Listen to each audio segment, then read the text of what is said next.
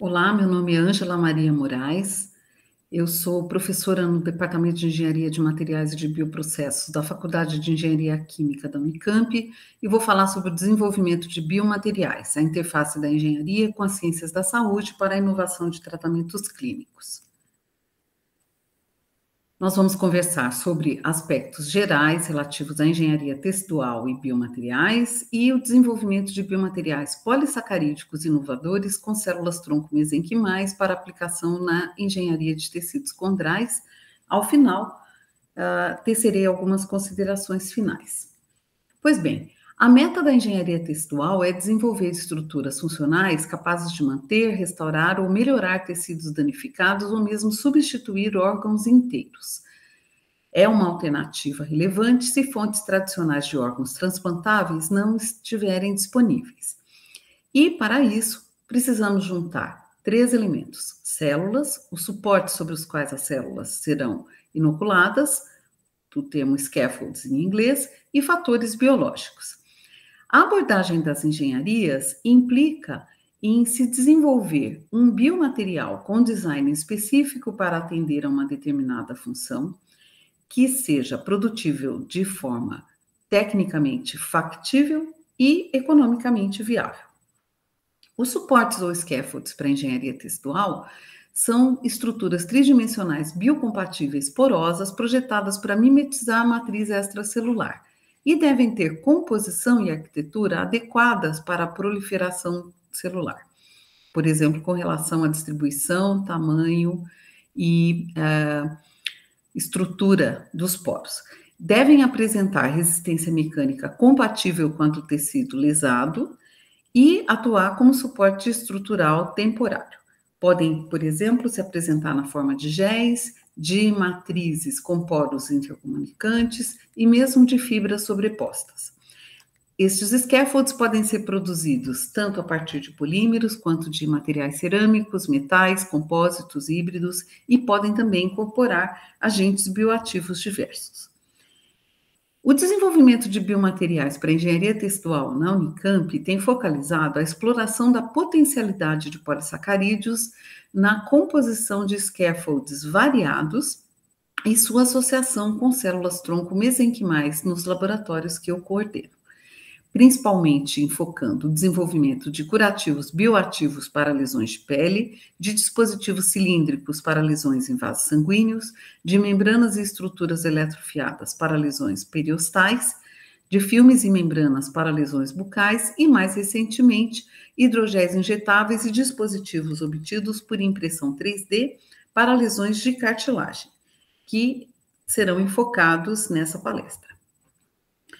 As razões pelas quais nós selecionamos o estudo de polissacarídeos justamente residem no fato de que são materiais renováveis obtidos a partir de plantas, algas ou mesmo fermentação microbiana em animais, são, portanto, sustentáveis, biocompatíveis pelo baixo conteúdo de determinantes antigênicos, capazes de mimetizar a matriz extracelular, como os glicosaminoglicanos da cartilagem.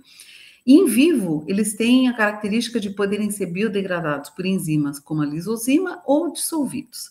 São muito versáteis, podendo ser processados na forma de fibras, partículas, pós, filmes, géis, dentre outros.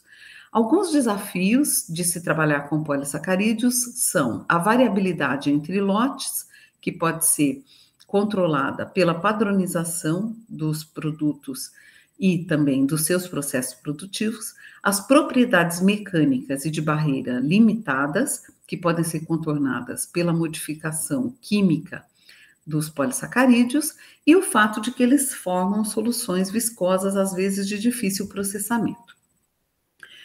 Nós focalizamos os nossos esforços na terapia de lesões condrais.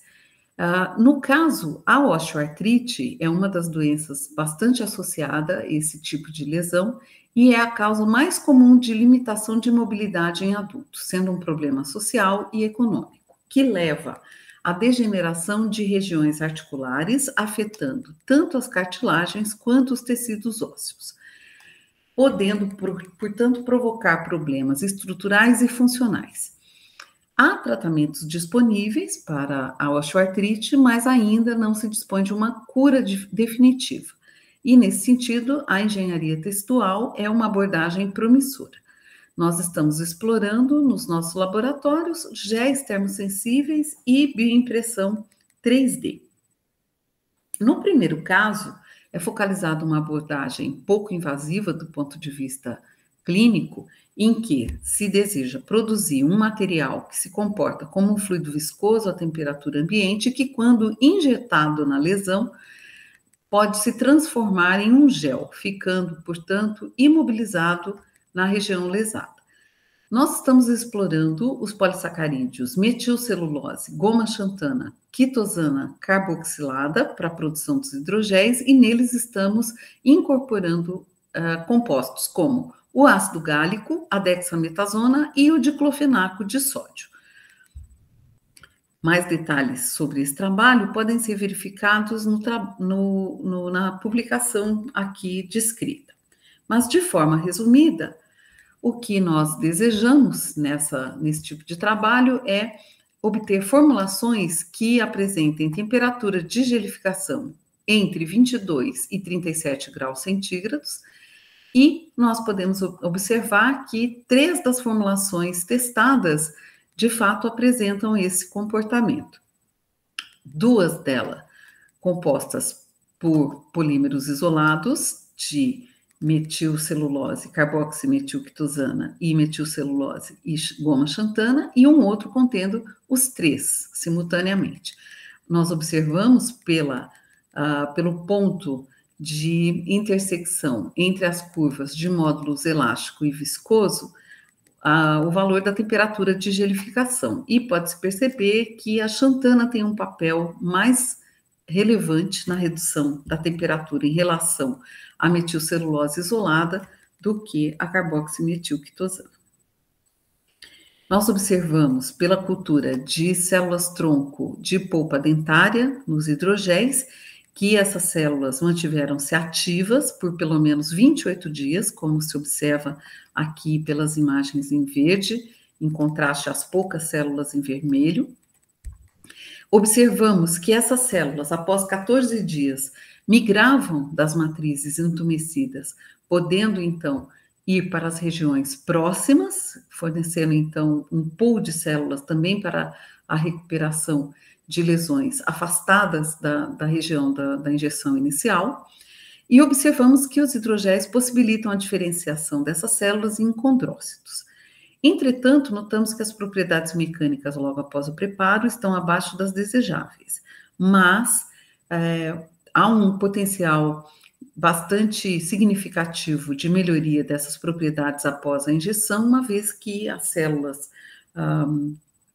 transformadas em condrócitos podem, então, expressar compostos importantes da matriz extracelular para reforçar essa propriedade.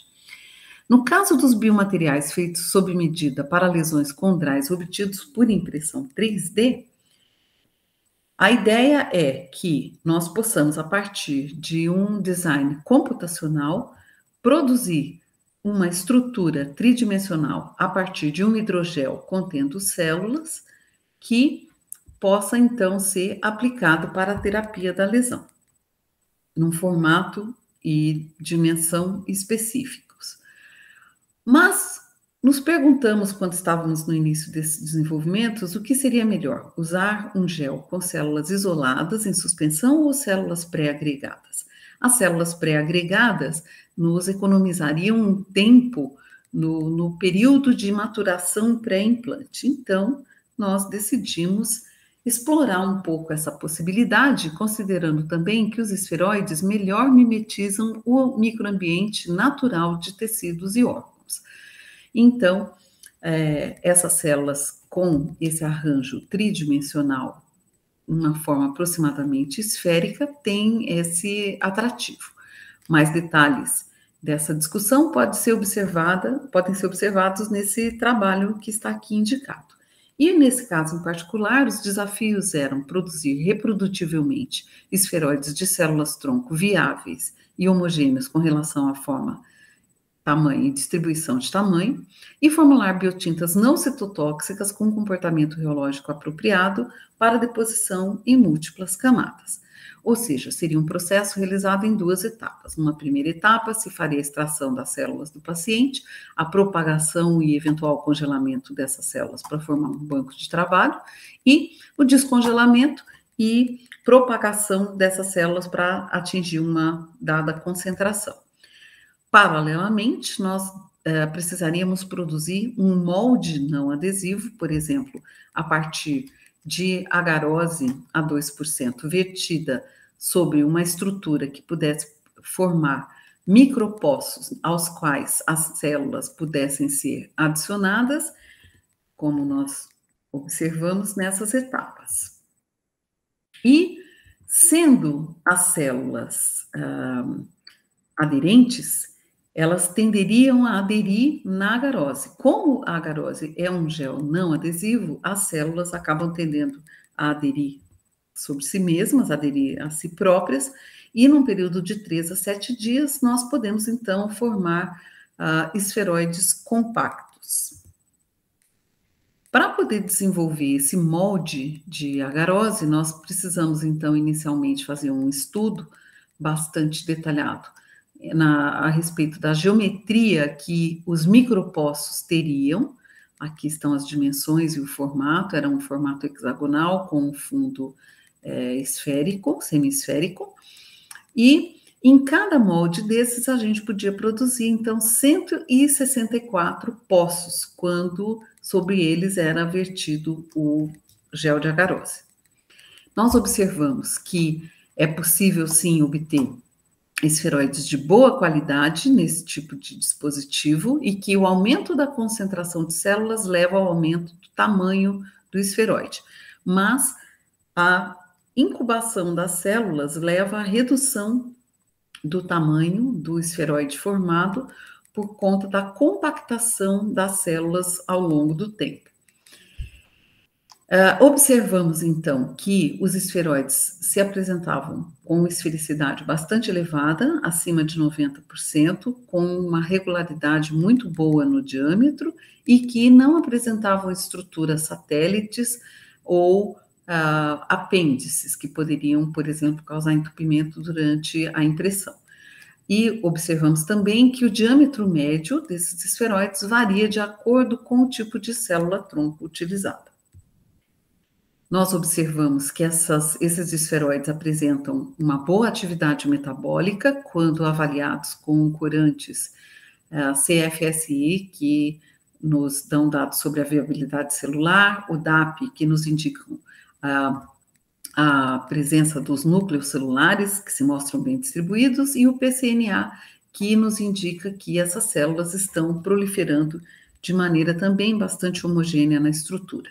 Com relação à formulação da biotinta, nós também utilizamos polissacarídeos para isso, utilizamos uma combinação de goma xantana e alginato, e com essa formulação conseguimos fazer impressão estável de estruturas complexas, com poros bem definidos e que poderiam ser bem irrigados pelos fluidos corpóreos.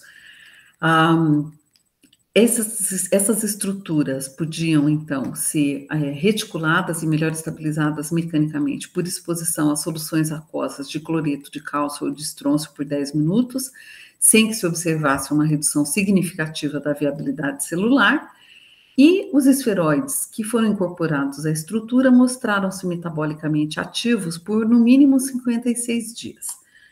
Por fim, nós observamos também que essa formulação de hidrogel para a bioimpressão possibilita maturar com sucesso a estrutura celularizada, como nós observamos nessa imagem, que nos permite ver que há a agregação dos esferoides na estrutura e a consolidação desse tecido. Observamos também que, após 28 dias de processo de diferenciação, esses esferoides foram capazes de produzir colágeno 2 e glicosaminoglicanos, que são substâncias comumente encontradas em tecidos cartilaginosos. Por fim, podemos concluir que a Associação das Engenharias às Ciências da Saúde pode contribuir positivamente na disponibilização de materiais e tecnologias terapêuticas inovadoras. Concluímos também que há ainda muitas oportunidades para se desenvolver novos biomateriais polissacarídicos com propriedades projetadas para atender finalidades específicas de forma economicamente competitiva e que a engenharia textual com células-tronco mesenquimais tem um grande potencial de prover soluções para lesões condrais.